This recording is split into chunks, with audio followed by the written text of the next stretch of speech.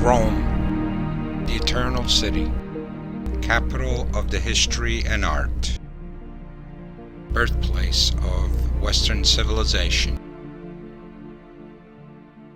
In the center of the city is the Basilica of St. Peter, the true symbol of Christianity in every part of the globe. Close to the Basilica are the corridors of the Vatican Museum that attract 4 million visitors every year from all over the world. A marvelous journey that takes us through a constellation of 13 museums and sees some of the greatest treasures of humanity. This museum all started as just a small collection of sculptures, and over the centuries it transformed into a museum complex with one of the finest collections of art on the planet. As we enter the pine cone courtyard, the first thing that catches your eyes in the middle of the courtyard is a modern bronze sculpture named Sphere Within a Sphere that was placed here in the 1990s. The beautiful pine cone courtyard is named after the huge bronze pine cone installed in a large exedra built by Piero Ligorio. The pine cone is an ancient fountain that was discovered near the Pantheon and came from the top of Hadrian's mausoleum. Water used to flow out of the scales. The 2 bronze peacocks that flank the pine cone are replicas of ancient sculptures that were found in the mausoleum of Hadrian, which is Castel Sant'Angelo today. The originals are now in the new wing.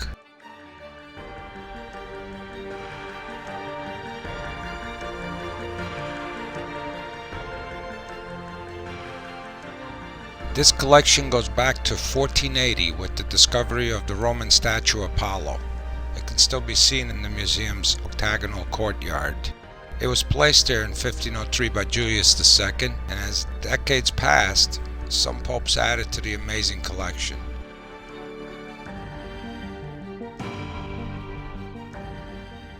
The god of the Tiber River.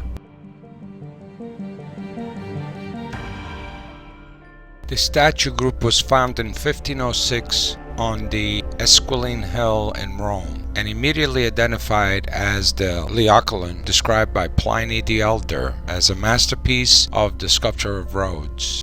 During the Trojan War, Laocoon, priest of Apollo, warned his fellow Trojans against taking in the wooden horse left by the Greeks outside the city gates. Athena and Poseidon, who were favoring the Greeks, sent 2 great sea serpents, which have wrapped their coils around Laocoon and his 2 sons and are killing them.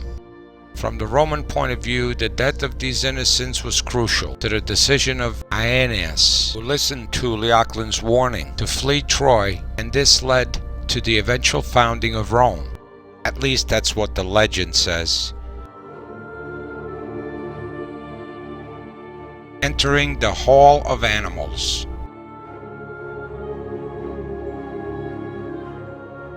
This room is full of animal sculptures, found buried and hidden throughout the whole city of Rome for the last 500 to 1,000 years.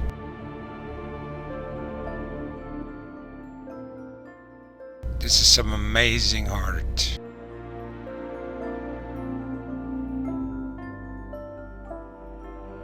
We are at the Hall of the Muses, Sala delle Muse, decorated with frescoes of Apollo and the Muses, created in the late 18th century.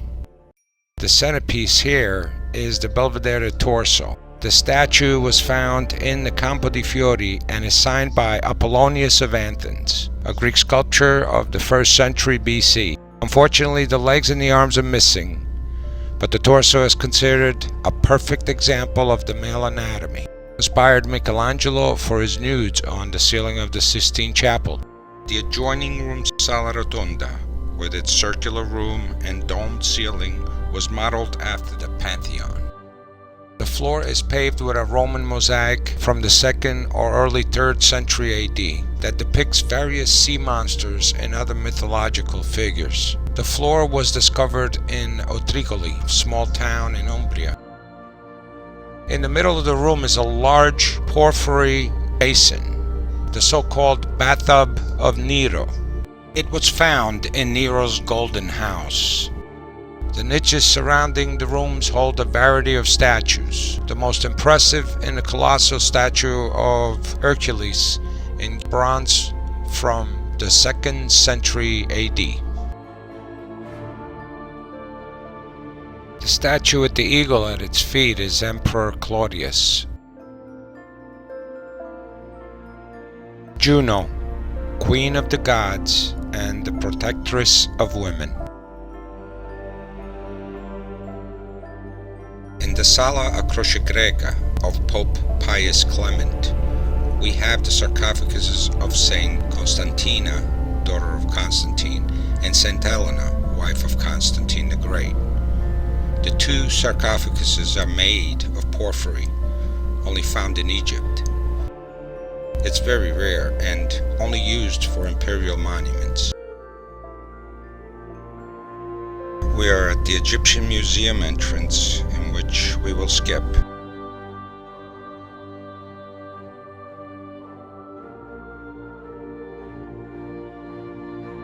The Gallery of Tapestry. A collection of various 15th and 17th century Flemish tapestries.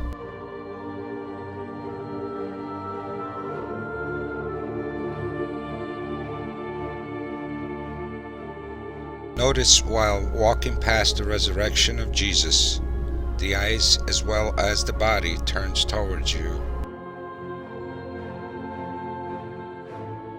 The Ascension.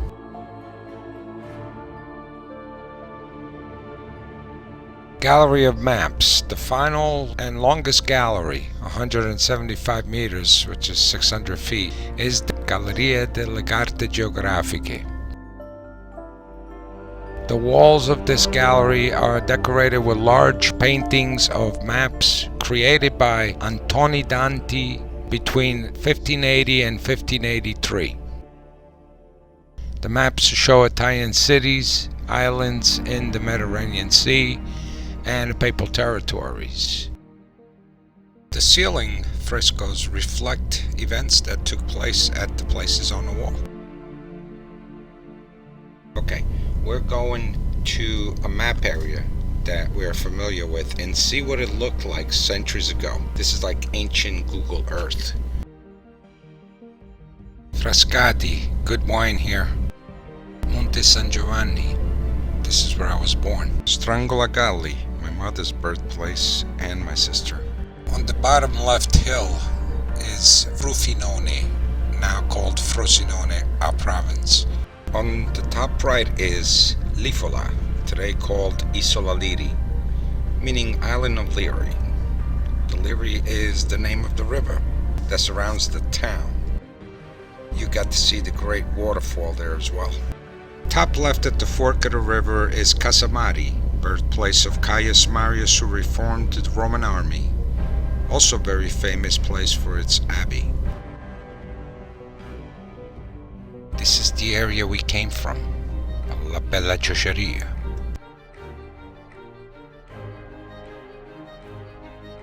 We now enter the Raphael rooms. The first one is Sala di Costantino, the Constantine room.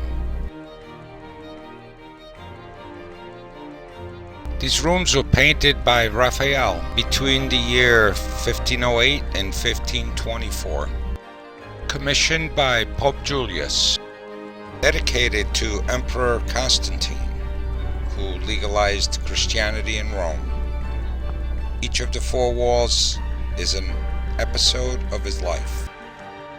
Here, the vision of the cross depicts the incident before the battle against Maxentius, when Constantine saw a bright image of the cross in the sky with the word, "In this sign, conquer."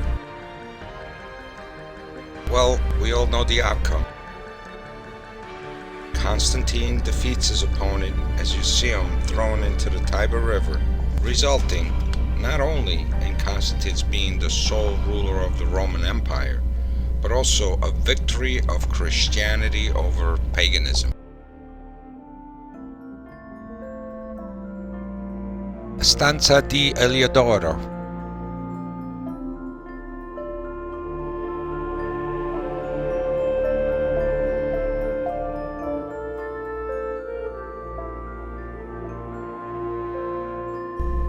St. Peter in chains, being freed by the angel. The room of the Segnatura. And there's Dante from La Divina Commedia. Now follow us to see how the inspiration, devotion, and persistence of a man called Michelangelo Buonarroti ended up accomplishing a masterpiece that created the most magnificent chapel in the world, La Cappella Sistina, the Sistine Chapel.